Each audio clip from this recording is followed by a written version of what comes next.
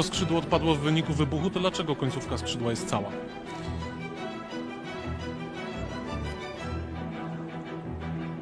Nie wiem. Ten samolot nie dlatego się rozbił, że uderzył w ziemię, tylko dlatego uderzył w ziemię, że się rozbił. Cześć, witam Was serdecznie. Moi drodzy, zanim przejdę do tematu, chciałbym tutaj takie małe ogłoszonko parafialne Wam przedstawić. Otóż chciałem Was poinformować, że tutaj na kanale YouTube, na moim kanale, zresztą na drugim kanale też uruchomiłem taki sklepik internetowy z gadżetami, gdzie tam powiązane gadżety będą właśnie z tym kanałem, no zresztą i nie tylko. Na początek nie jest tam tego wiele, ale już coś jest. Każdego dnia ten asortyment, że tak powiem, będzie się zwiększał. Zawsze możecie wejść, zobaczyć, obejrzeć, ewentualnie jak coś Wam się spodoba kupić. No ceny niestety są jakie są, tutaj są narzucone przez ten kanał, przez ten sklep. Także co do cen nie mam tutaj zbyt wiele do powiedzenia. No ale też będę z czasem próbował wrzucać jakieś swoje, że tak powiem, towary, które myślę będą może tańsze, no ale zawsze warto obejrzeć, wejść, także Was zachęcam, zapraszam. To tyle kryptoreklamy, teraz przechodzimy do konkretów. Moi drodzy, dzisiaj jest 15. rocznica tragedii narodowej i jednocześnie katastrofy smoleńskiej. Nie zamachu smoleńskiego, katastrofy smoleńskiej. I już od 15 lat pisowskie hieny tańczą na trumnach osób, które zginęły w tej katastrofie smoleńskiej. Miesiąc w miesiąc Kaczyński robi dzikie harce, bo inaczej chyba tego nazwać nie można, przed schodami smoleńskimi. Po prostu, jak dla mnie, odwala taki trupi taniec na trumnach ofiar smoleńskich. Jak wiecie, staram się unikać, generalnie rzecz biorąc, tego tematu i jak wiecie, ci co mnie od dłuższego czasu obserwują, że na temat tej katastrofy smoleńskiej bardzo sporadycznie wspominam i powiem Wam, że nie jest to bez powodu. Uważam, że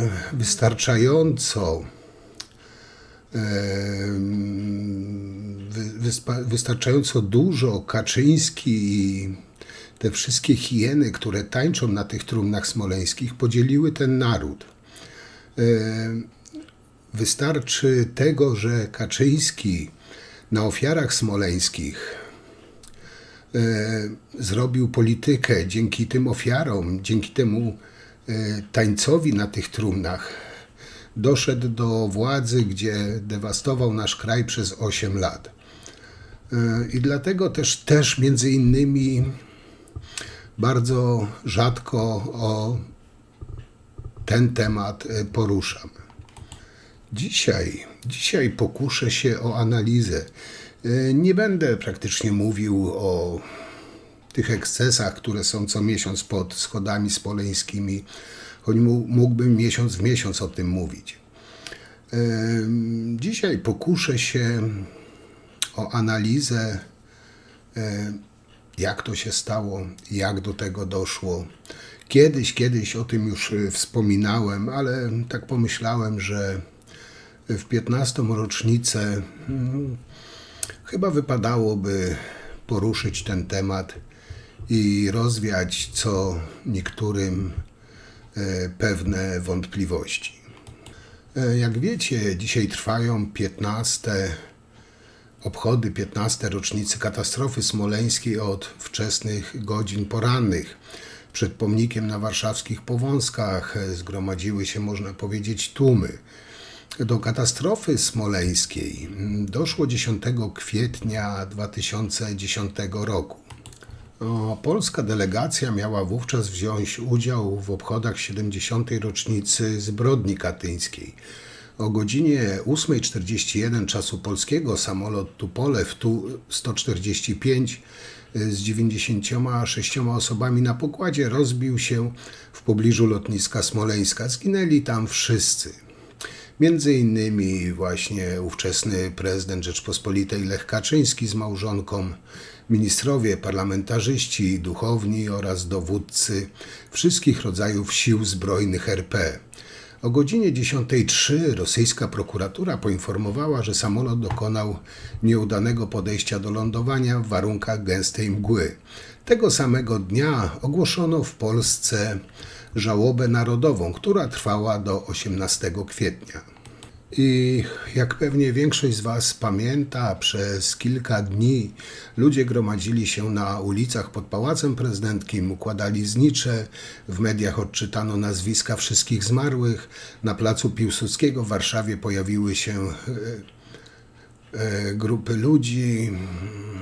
To już teraz mówię tutaj o dzisiejszym dniu, bo ja tak się trochę rozpędziłem. Na placu Piłsudskiego pojawiły się grupy ludzi, dla których pamięć o ofiar tragedii smoleńskiej jest szczególnie ważna. No ale jak wiecie doskonale, jak wspomniałem, Kaczyński strasznie podzielił naród. Między innymi, teraz tu się odnoszę właśnie do kwestii smoleńskiej. I to już od dłuższego czasu. Ja już tu nie chcę komentować tych wieńców Zbyszka Komosy i zachowania tych z tej czy z drugiej strony. To specjalnie chcę pominąć. Fakt faktem, że Kaczyński zrobił z tego taką ponurą szopkę. I trudno nawet po dniu dzisiejszym było oczekiwać spokojnej atmosfery, zważywszy na to, że od lat obchody tej rocznicy czy miesięcznic prowadzą do takiej mocnej, wyraźnej polaryzacji społeczeństwa. Dzisiaj premier Donald Tusk apelował, by ten dzień stał się przełomowym momentem w relacjach polskiego społeczeństwa. Podkreślił, że odbudowanie wspólnoty i wzajemnego szacunku jest konieczne. Teraz jest taka troszkę bratobójcza wojna, no i tutaj chyba temu nikt nie zaprzeczy. Troszkę tak dzisiaj pogrzebałem, poobserwowałem różne media i wyłapałem coś takiego, że między innymi Mateusz Dolak w jednym z swoich nagrań pokazał urywek dyskusji między innymi uczestnikami obchodów rocznicy. I tutaj doszło, że tak powiem, już do rękoczynów, ale wyraźnie niezauważanych przez służby porządkowe. Z kolei redakcja Faktu podała, że zaatakowana miała zostać aktywistka, ta kontrowersyjna, jakby na to nie patrzeć, babcia Kasia. Jak ustalił reporter serwisu, kobieta wdała się w taką potyczkę słowną z funkcjonariuszem, tak zwanym żartobliwie dziennikarzem TV Republika.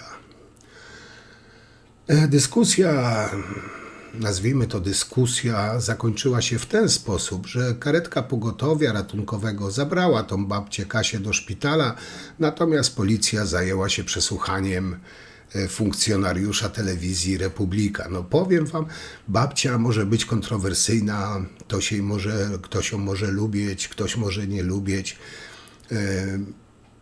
ale jakby na to nie patrzeć, jest to starsza kobieta, która chodzi o kulach, ledwo się porusza i naprawdę, powiem wam, trzeba być wyjątkowym twardzielem, żeby, nie wiem, zaatakować starszą kobietę. Powiem wam tak, byczki z telewizji Republika naprawdę reprezentują wartości chrześcijańskie. I dzisiaj bardziej na poważnie, choć może parę takich uszczypliwości, psztyczków tutaj wrzucę, no inaczej nie byłbym sobą. Nie jest też, moi drodzy, żadną tajemnicą, że Jarosław Męczennik, Zbawiciel Kaczyński, już od 15 lat dochodzi prawdy, no i dojść nadal nie może, bo z tą prawdą, powiem wam, jest tak troszeczkę jak ze zbiórką na rynny w filmie Smarzewskiego. Czyli nie chodzi o to, aby nazbierać, ale żeby zbierać i udawać, że się ciągle jeszcze nie nazbierało i jeszcze trzeba dozbierać. Tak samo jest z Kaczyńskim. Kaczyński od 15 lat dochodzi do prawdy i skubaniutki jakoś dojść za cholerę nie może. Jesteśmy coraz bliżej prawdy. Zespół Antoniego Macierewicza idzie ku prawdzie z wielką energią, z wielką siłą, z wielką determinacją. Jesteśmy coraz bliżej prawdy. Antoni zaczynał od niczego. Można powiedzieć, miał tylko głowę i dwoje rąk. A dzisiaj zgromadził wraz z innymi ogromny materiał, miażdżący materiał. Materiał, który nas zbliżył do prawdy. Nie możemy ustępować, bo tylko dzięki temu może przyjść ten dzień, na który wszyscy czekamy. Dzień zwycięstwa, dzień prawdy. Ciągle jest to zadanie. Ciągle musimy się do niego zbliżać. Ale zbliżamy się. Wierzę także, że dojdziemy do prawdy. Jesteśmy blisko i tego momentu, w którym zacznie być wyjaśniana sprawa katastrofy smoleńskiej. Jesteśmy coraz bliżej prawdy o Smoleńsku. Będziemy zmierzali ku prawdzie. Sądzę, że za chwilę rozpocznie się porządne śledztwo w tej sprawie. Przed nami jeszcze niełatwa droga. Wciąż idziemy do góry. Wciąż rzucają w nas kamieniami. Niewiele ich będzie, kiedy usłyszymy już prawdę. Będzie prawda, nie będzie kłamstwa smoleńskiego. Dziś jesteśmy na tej drodze do tego celu nieporównanie bliżej niż byliśmy kiedyś. Chcą walczyć dalej, chcą przeciwstawiać się temu, co jest naszym celem, to znaczy prawdzie o Smoleńsku. Już niedaleko do momentu, w którym będziemy znali prawdę. Zadaniem, któremu poświęciliśmy już 76 tych marszów, jest dotarcie do prawdy, ale może przejść do przeszłości tylko wtedy, gdy te nasze zadanie, gdy ta nasza misja zostanie skończona. I jesteśmy blisko, coraz bliżej prawdy i tego dnia, w którym staną tutaj pomniki. Idziemy przez cały czas tą drogą, która doprowadzi, i to już niedługo doprowadzi, do prawdy, do zwycięstwa. Ujawnienie prawdy o Smoleńsku jest już bliskie. Będą pomniki i będzie prawda. I będzie prawda. Prawda, której jeszcze dzisiaj nie znamy. Jej nie znamy, ale prawda. Mogę powiedzieć to, o czym mówię od dawna. Jesteśmy coraz bliżej. Ale jesteśmy już blisko prawdy. Moi drodzy, mam do was takie rocznicowe pytanie. Powiedzcie mi proszę, ile lat temu i czy w ogóle dowiedzieliście się, że jednym z głównych organizatorów lotu do Smoleńska był nie kto inny jak Jacek 70 Baniek Sasin. Znaczy ja o tym, powiem wam, już wiedziałem dosyć dawno, zresztą o tym wam też wspominałem. Także tutaj pokuszę się o pewną analizę, podsumowanie tych wszystkich wydarzeń, jak to tak naprawdę wyglądało, a co jest skrzętnie ukrywane przez pisowską propagandę. Otóż, moi drodzy, w 2010 roku Sasin był zastępcą szefa Kancelarii Prezydenta RP. Jak wiadomo, Lech Kaczyński lubił się kłócić z rządem PO. To też nie jest żadną tajemnicą. Więc jak lot był w dużej mierze organizowany w jego kancelarii.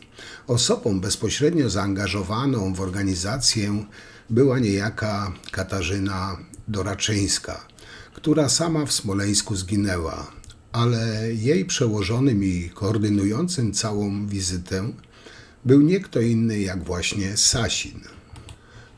Prokuratura badająca sprawę w pierwszym rzucie była zadziwiająco wyrozumiała dla pracowników Kancelarii Prezydenta, skupiając swoją uwagę na ludziach ze struktur oczywiście PO i PSL. Skąd my to znamy, prawda? Rzeczkowski i jego koledzy z redakcji przeanalizowali 100 tomów aktów sprawy i doszli tutaj do takiej konkluzji. Z akt wyłania się obraz, który którego obraz Sasina stawia, delikatnie rzecz ujmując, w niekorzystnym świetle. Można z nich wysnuć wniosek, że Sasin uniknął odpowiedzialności tylko dlatego, że nikt nie był zainteresowany, by postawić mu zarzuty niedopełnienia obowiązków.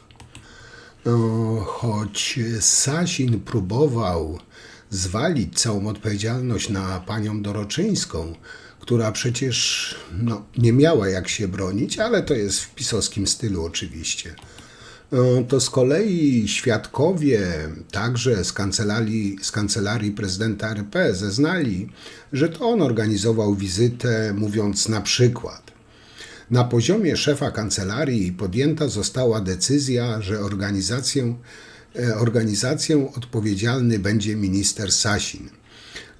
Ze strony Kancelarii Prezydenta przygotowania do wizyty prowadził zespół dyrektorów Katarzyny Doraczyńskiej, ale całość nadzorował Sasin. Głównym koordynatorem organizacji uroczystości w ramach Kancelarii Prezydenta był minister Sasin. I to są zeznania świadków.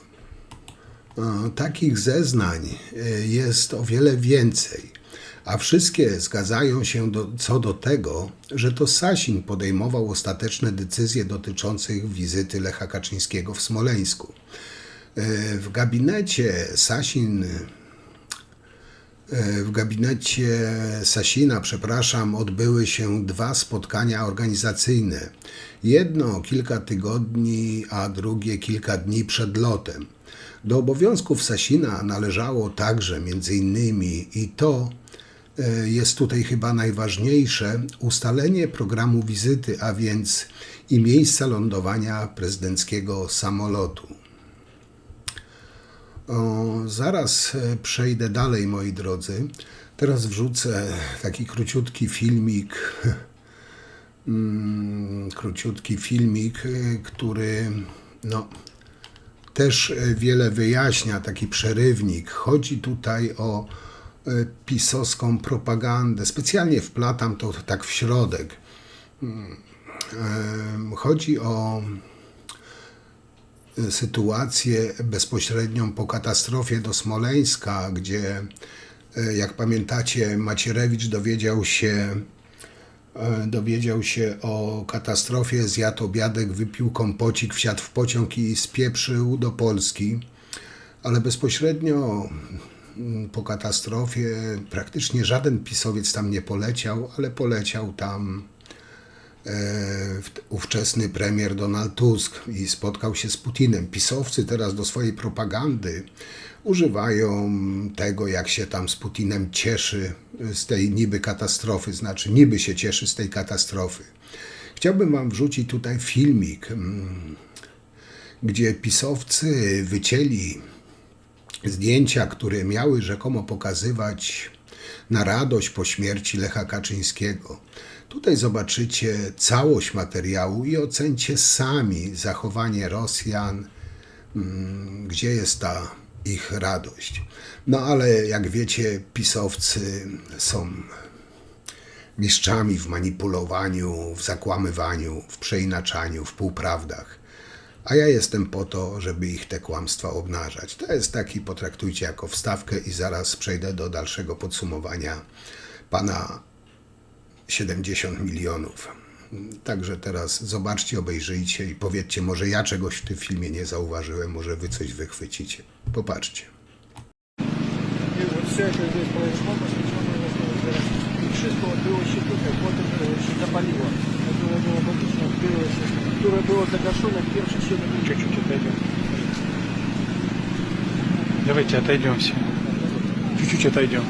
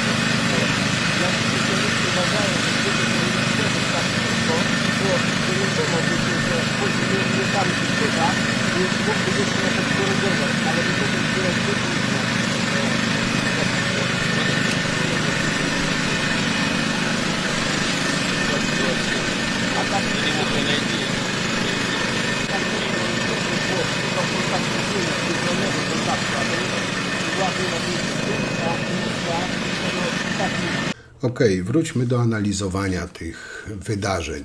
I czemu jest to takie ważne? No, otóż moi drodzy, bo wszystko rozbija się o to, że prezydencki samolot w ogóle nie powinien był tam lądować w tym Smoleńsku.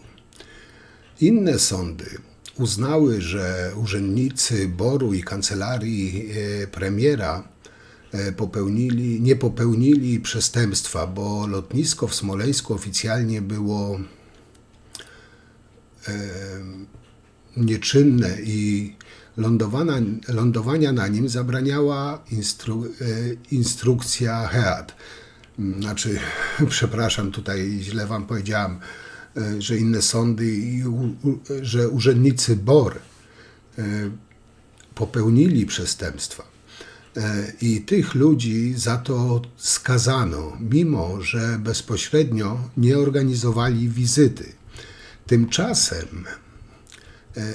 Tymczasem Sasin, który wizytę jak najbardziej organizował, bardzo bezpośrednio, sam w końcu zeznał, że Doraczyńska na bieżąco go informowała, nie poniósł kompletnie żadnej odpowiedzialności. Dlaczego? Też się dowiecie. Pewnie ktoś powie, że no dobra, no może nie wiedział. Po pierwsze, powinien był wiedzieć, bo to leżało w zakresie jego obowiązków. Tymczasem Sasinowy gabinet nawet nie spytał o to 36 specpułku, który jasno powiedziałby nie. Dowódców specpułku nawet nie zaproszono na spotkanie organizacyjne. Po drugie, prawdopodobnie jednak wiedział, bo na przykład taki ksiądz pułkownik Kwieciński, który był w Smoleńsku pod koniec marca jako członek prezydenckiej grupy przygotowującej wizytę, zeznał, że Rosjanie informowali ich, że lotnisko jest w fatalnym stanie, choć ich samoloty lądują. Ale jak wiecie, ruskie są kamikadze. Oraz, że Tutaj pamiętam, jak na temat zabierała głos pani Doroczyńska, że trzeba się tym zająć.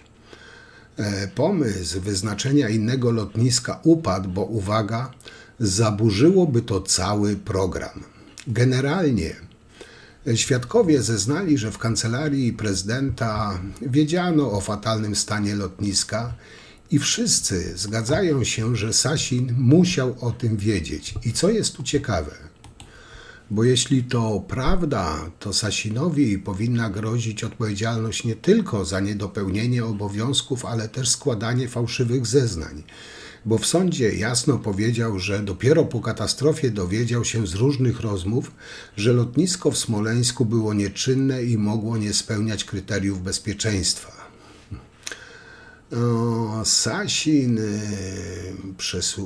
Sasina przesłuchiwali prokuratorzy Warszawa-Praga. Ludzie ówczesnego prezydenta Lecha Kaczyńskiego, no i oczywiście Ziobry. Jego sprawę umarzano 3-krotnie. Jakieś zaskoczenie? A śledczym przewodził prokurator Józef Gacek, którego nazwisko powinniście zapamiętać w kontekście afery taśmowej i generalnie takich wygodnych dla PiS-u spraw. I co więcej, później sądy innych instancji dość jasno wypowiadały się na ten temat, twierdząc, że prokuratura z Pragi popełniła cały szereg srogich błędów, a Sasin składał fałszywe zeznania, a jego stwierdzenia, że nikt nie informował, że lotnisko w Smoleńsku są jakieś problemy, sąd nazwał po prostu nieprawdziwym. Jedno z uzasadnień sądu brzmi niemal jak akt oskarżenia. Kancelaria prezydenta miała obowiązek wskazania zapotrzebowania lotniska lądowania, które powinno być lotniskiem czynnym, czego nie uczyniła. Także jeśli ktoś ma jeszcze wątpliwości, to nie wiem jak przekonać. Nie wiem.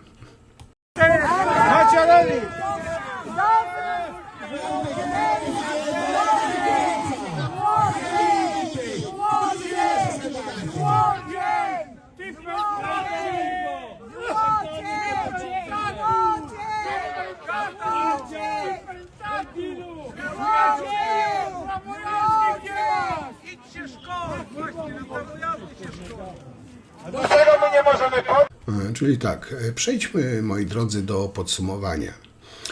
Sasin odpowiadał za lot do Smoleńska. Jeśli nie wiedział, że lotnisko jest prawnie niezdatne do lądowania, to po prostu nie dopełnił swoich obowiązków. A jeśli wiedział, a tak najprawdopodobniej było, to raz, że nie dopełnił obowiązków, 2, że pośrednio spowodował katastrofę, no i 3, że kłamał na ten temat w sądach i w prokuraturze. No i jest jeszcze 4. Że przyjaźni mu prokuratorzy niespecjalnie naciskali, kierując swoją uwagę na urzędników Tuska. Co za zaskoczenie, prawda?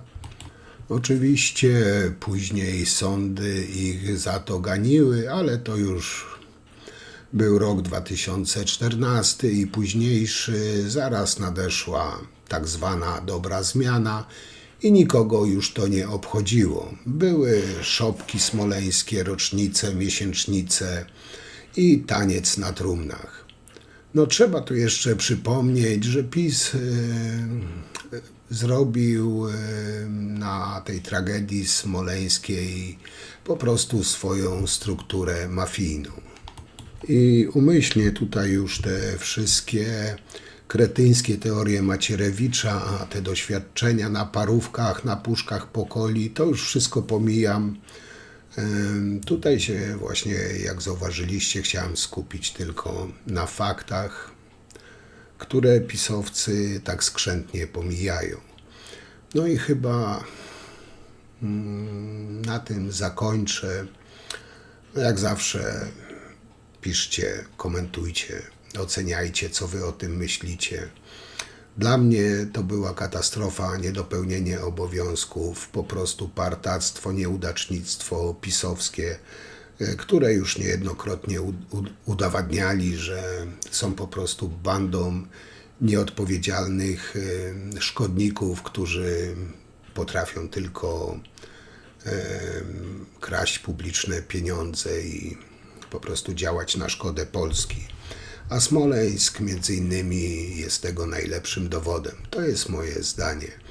I te wszystkie Kaczyńskiego szopki, przedstawienia, ten żałosny pisowski taniec na trumnach ofiar smoleńskich, po prostu dla mnie to jest takie zagłuszenie sumienia Kaczyńskiego. To jest moje zdanie. Także na dzisiaj to tyle. Bardzo wam dziękuję.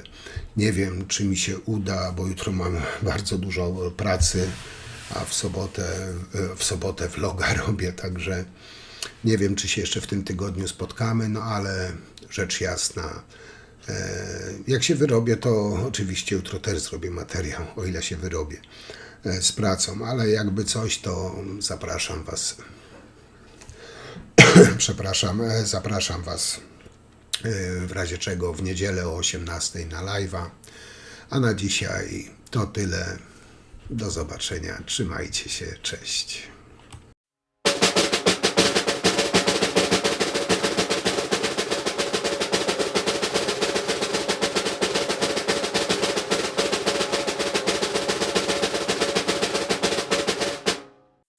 Pan Jarosław ponoć pochodzi od Bolesława Chrobrego.